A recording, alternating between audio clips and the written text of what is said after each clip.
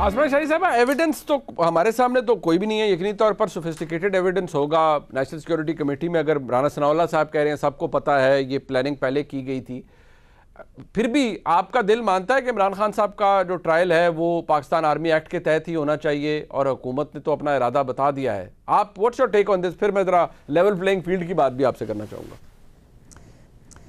नहीं, बिल्कुल मेरा बिल्कुल दिल नहीं मानता कि उनका आर्मी एक्ट के तहत जो है वो ट्रायल होना चाहिए, और ये कोई अच्छी रिवायत नहीं होगी अगर आप सियासी जो रहनुमा हैं या जो पार्टियों के लीडर्स हैं उनको आप आर्मी एक्ट के तहत जो है वो ट्रायल करें। ये बिल्कुल इसमें कोई दूसरी राय नहीं। आपको याद होगा कि नवाज शरीफ साहब का जो तैयारा हाईजैक केस में उनको पकड़ा गया था, तो इंसदाद दहशतगर्दी और वो जो सारे मामलात थे उनके ऊपर जो है वो आजमाए गए थे, लेकिन वो भी कोई अच्छी प्रेसिडेंट नहीं थी और अभी भी कोई अच्छी प्रेसिडेंट नहीं है। इसके अलावा भी मुख्तलिफ केसेस हैं, लेकिन सवाल ये है कि अगर ये सब कुछ क्योंकि इमरान खान साहब बहुत कोट करते हैं, अगर ये सब कुछ बरतानिया में हो रहा होता, ये सब कुछ जो कुछ 9 मई को हुआ है ये जर्मनी में होता, ये सब कुछ अमेरिका में हुआ होता और हुआ अमेरिका के अंदर, तो वहाँ पे क्या लॉ और उनका जो कानून है वो अमल में नहीं आता। आप किसी को इस मामले के ऊपर छूट नहीं दे सकते कि उसके ऊपर नेशनैलिटी जो है उसके पास अमेरिका की है या उसके पास बरतानिया की है या उसके पास किसी और मुल्क की है, या उसको इस मामले के ऊपर छूट दे दी जाए कि वो बहुत कोई मकबूल है।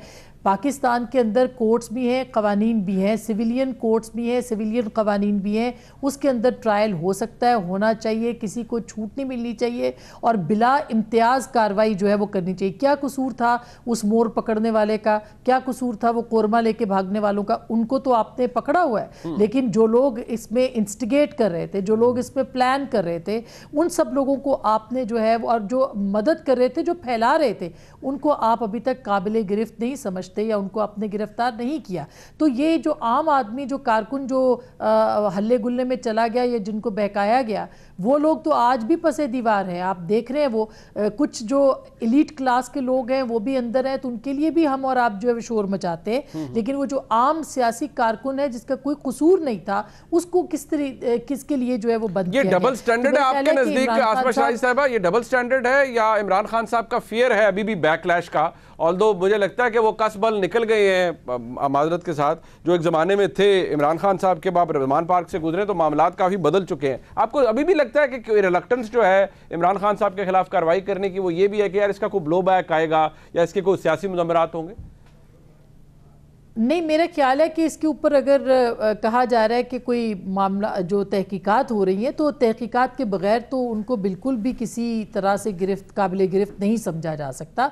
उनकी मुकम्मल तहकीकात होनी चाहिए। उसके ऊपर ये बहुत संगीन इल्ज़ाम है, उनके ऊपर ऐसे नहीं हाथ डालना चाहिए। बहरहाल वो एक सियासी रहनुमा है।